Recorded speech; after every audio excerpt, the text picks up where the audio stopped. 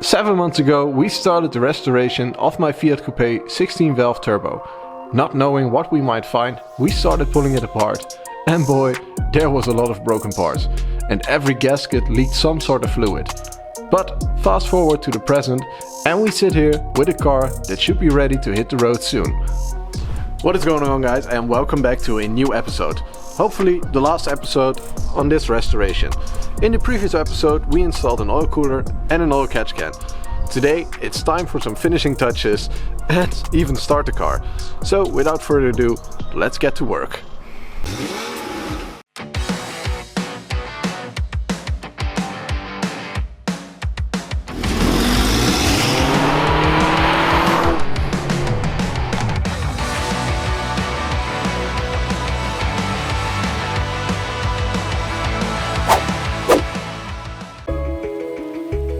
In order to start the car, we have to fill up some nice oil. I'm using Shell Helix 5W40.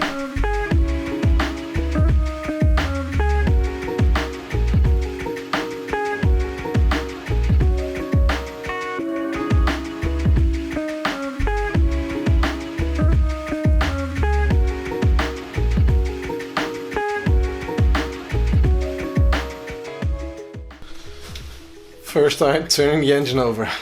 Man, I'm nervous.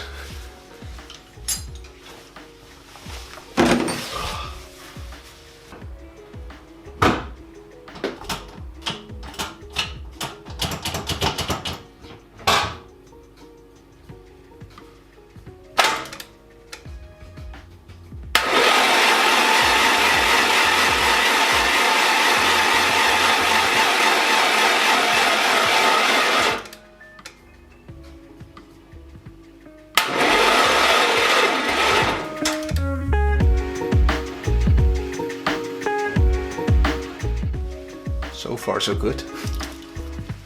I need more battery power. Ja? Accu leeg. Ja?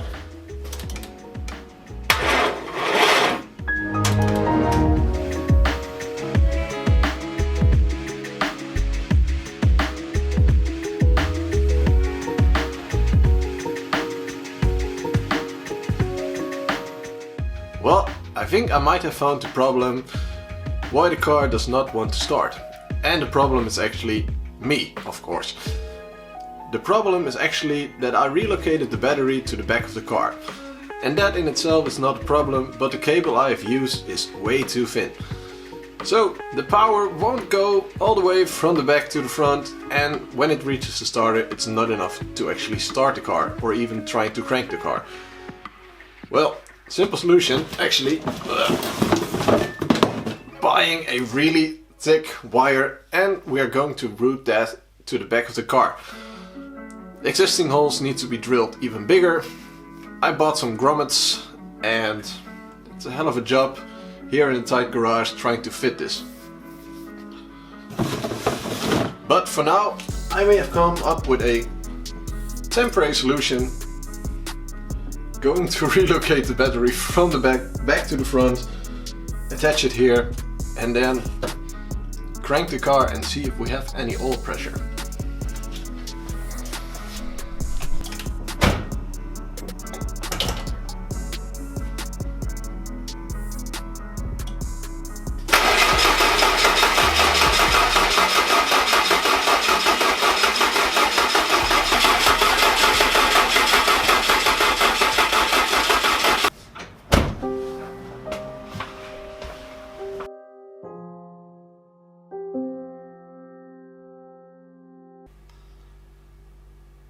Sometimes I'm a little bit done with the car. I tried so many things, but still only cranks till the battery dies. Can't seem to get any oil pressure on the gauge, I think because the power is too low and it does not turn over enough. But there are still some things I can try, so I won't give up. And I will take you along to see what I have tried so far. I checked all the relays, checked the grounds, Even attached the old oil pressure sensor to see if that made a difference. Checked all the wiring on the back. Attached some sensors so they might get some earth. I blocked off the fuel vapor lines.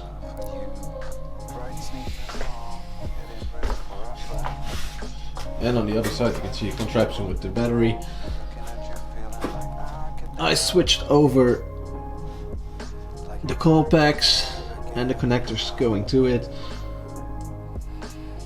I even looked up the firing order. That should be okay. I made this contraption. So I have the airflow sensor back in the car.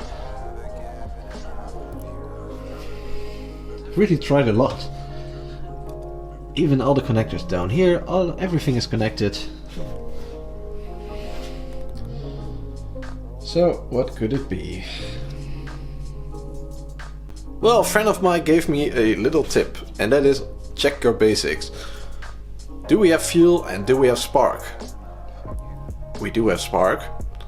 And we do have fuel, but not really correctly. I accidentally attached the fuel line going into the fuel rail on the exit of the fuel rail, so the fuel was not going in correctly. I switched them around and now let's try again.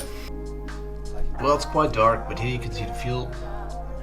And these two lines, they were mixed up. Wish me luck. Take 679. Okay.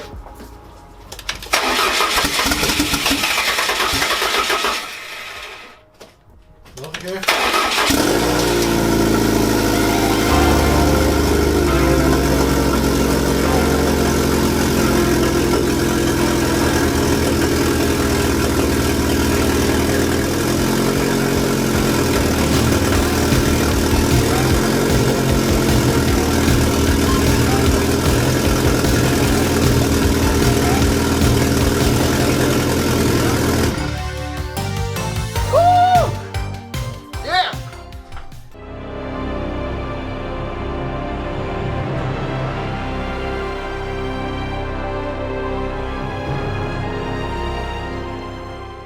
Fast forward 3 months and we can finally start finishing the car. The last video you saw was a video of me starting the car. And man, I was so happy. I'm still happy. And today the parts came in to finish the car. Even more happy. So without further ado, let's unpack the car and start.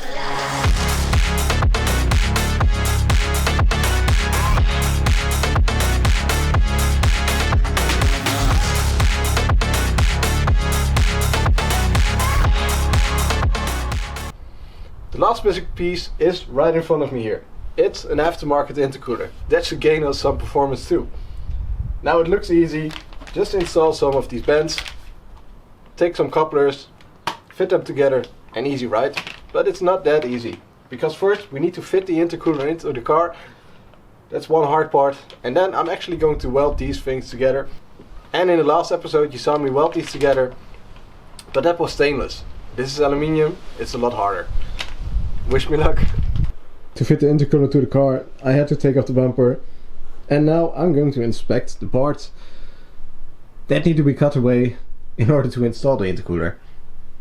And the first part is this one right here. These flaps on both sides, they need to go. They direct air into the radiator.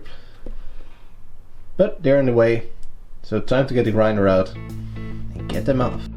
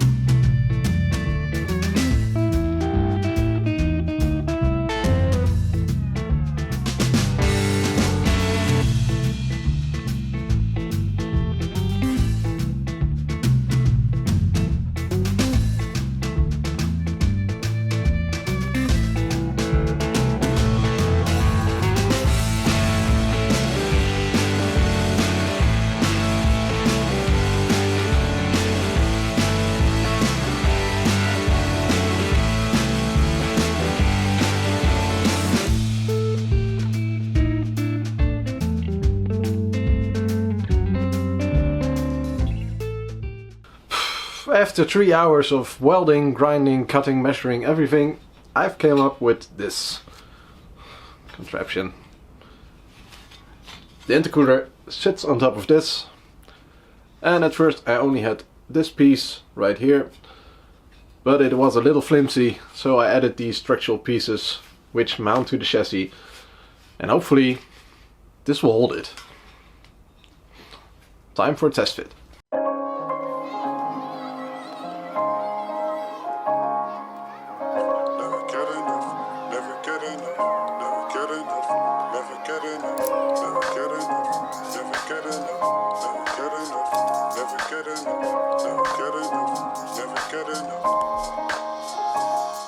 The intercooler, after 5 hours of work, is finally in its place down there. Man, what a work was that. But now it's time to test fit all the pipes, cut them to size, measure twice, cut once, and then weld them together.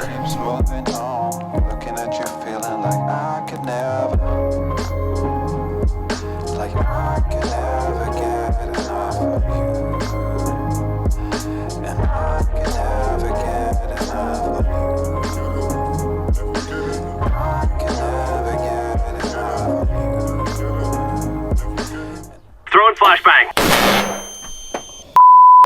Remember kids, always turn on your welding mask.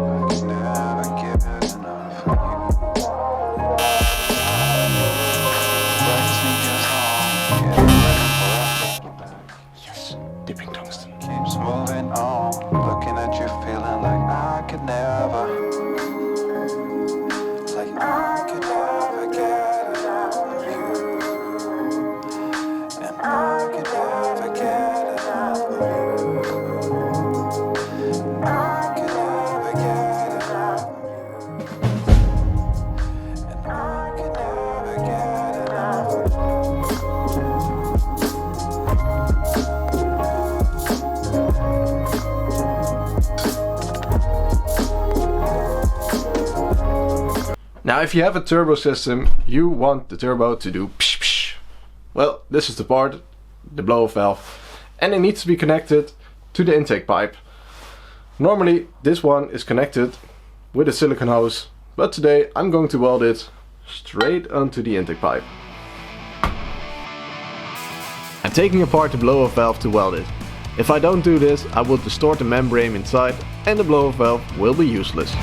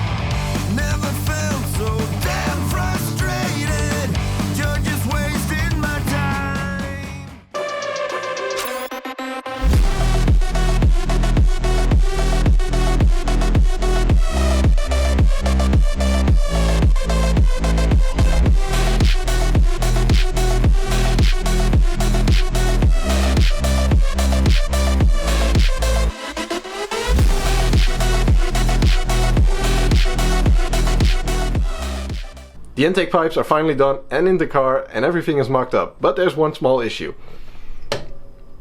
They are a bit loose, so I need to make some brackets to support them.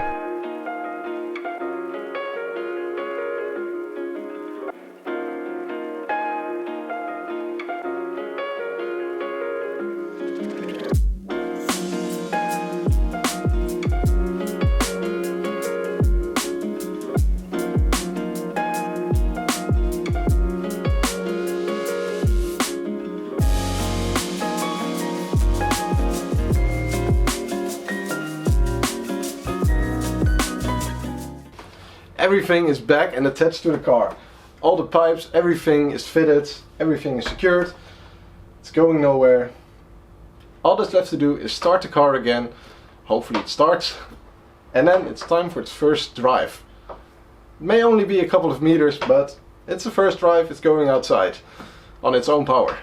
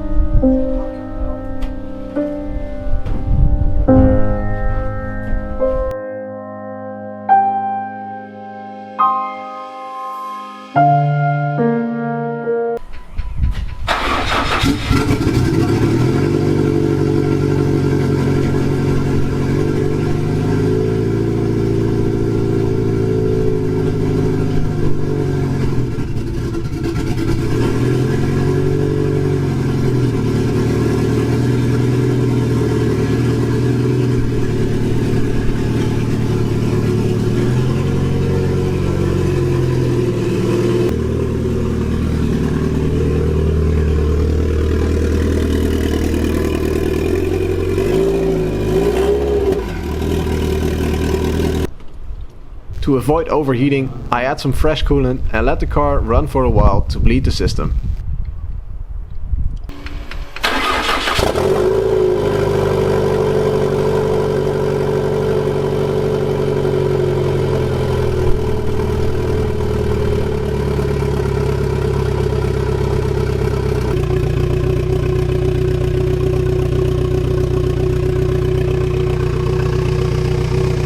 The car is finally outside and it's running. Sort of. It's a little rough. At idle it's fine, but after giving it some revs, a bit rough. So I'm going to check all the hoses, if we have a vacuum leak somewhere, check the throttle body, and from there, hopefully a test drive today.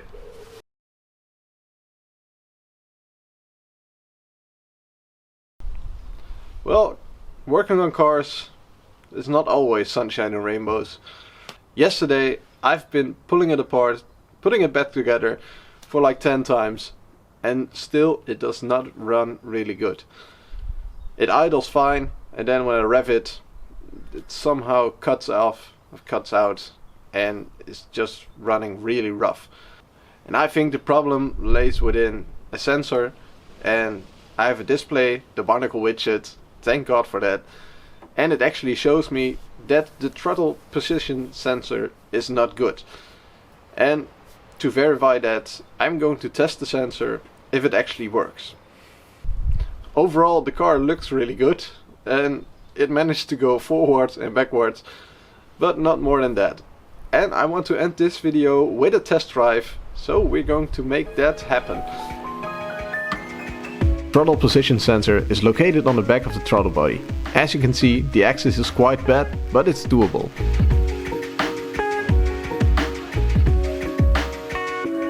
And we're not only fixing stuff, but also upgrading them, like this electronic boost controller. Well, there's only one thing we can do, and that is dive right into advanced automotive diagnostics. A big word, swipe it away. But what does it mean, advanced automotive diagnostics? Well, it's a word I came up with, sounds fancy. Actually, what we are going to do is we're going to test the sensors that regulate the air-fuel mixture. One thing is the idle valve. We got a map sensor, a new one, a new throttle position sensor, and I tried some new O2 sensors. All these sensors get a certain voltage and put out a certain voltage. They all have a signal wire that has a little the signal wire emits a current, and that's somewhere between 0 and 5 volts. One of the sensors I tested was the throttle position sensor, and you can do that with a multimeter. Change the batteries, otherwise it will emit a wrong current. Been there, done that. What you do is you do a back probe from the signal wire, which is the center, and then you put on the multimeter and it gives you a voltage. When at idle, it should be 8% open. It gives off a voltage, preferably somewhere about 0.5, 0.6 volts, all the way up to 5 volts. And if it does that smoothly, then you know your sensor is good. Now the other sensors are a bit more complicated, or at least the same. For the map sensor, also 5 volts. And I'm not even going into the O2 sensors, I just replaced it, bought a new one, put it in, just to be sure. Now the idle issue is the next issue. I got a second idle control valve. I'm going to take this one apart, clean it really well and see if it works with this one. The next problem is actually my blow-off valve. It's from Ford and it does not work correctly. At idle it stays open, and when I rev it, it flutters a bit and it gives that turbo flutter noise we all love, but we know it's bad for the turbo. The solution to that, a new blow-off valve from GFB, Go Fast Bits. And the last issue would be the throttle cable itself. It's a bit sticky, so I got a new throttle cable which moves very freely. 5 days later and a small update. I have done so much off camera. I think I touched every sensor on the car and tested every sensor on the car, but still I have a really strange idle. And there are some things I am going to try or test in the future, at least I want to test them. And that's actually the coolant temperature sensor. And I'm also going to upgrade the spring inside my blow-off valve. Right now the blow-off valve is created for recirculation with a weaker spring. The problem with that is that the spring is too soft, and the way I'm using it right now, venting to atmosphere, it stays open at idle and does not close fast enough. And I think that causes the issue that I have. Well, the RPMs are hunting up and down in search for a smooth or steady idle. And I've read on the GFB site itself that a soft spring or weak spring can cause a hunting rough idle. That's one thing. Then there's the problem of the cold start, the idle control valve. I cleaned it and cleaned it and cleaned it again, reinstalled it, blocked it off, did everything to it, and still it does not work correctly. And I think the computer does not give it the right information. Somehow it should get a temperature reading to do a cold start, but all I'm getting is 5 seconds of cold start, and after that it drops down to 800 RPM and then all of a sudden goes to 4000 on a cold engine. So that's one thing I still need to figure out. On to the next problem, actually the brake pedal. After bleeding the brakes twice by foot, it's still a bit soft, so it's time to upgrade our equipment for a vacuum brake bleeder. As you can see, the pedal is a bit soft. Yeah, okay, the car's not on, so that's a bad example. If the car is on, the brake pedal is too soft. Before you can start, you have to build up some pressure.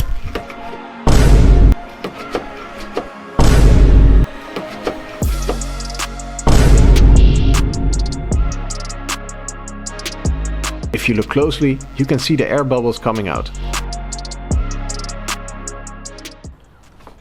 Well, we just got 2 packages, time to unbox them, because all my hope is on these 2 parts. First part is a stiffer spring from GFB to convert my recirculation valve to an atmospheric releasing blow-off valve.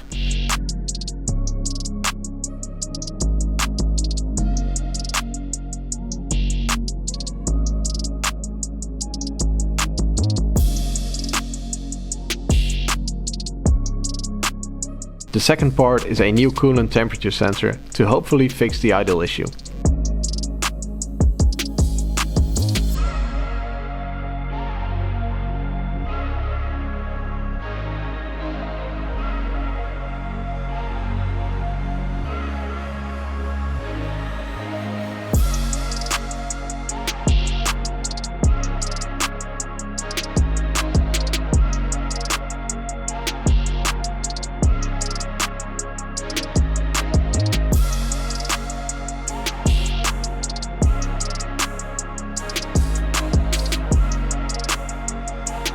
The two parts are installed. Time to start the car and hopefully everything is fixed.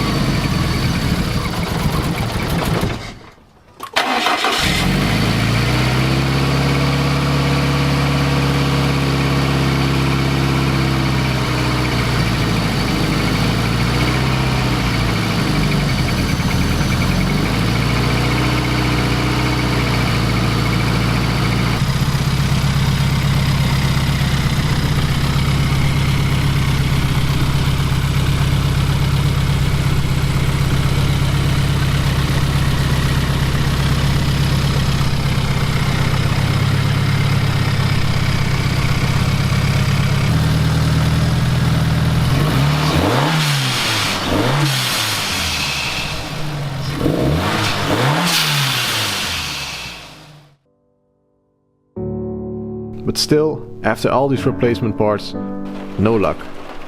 The car ran a little better and I even got it to the MOT station. But it failed. Not every car story is a great success.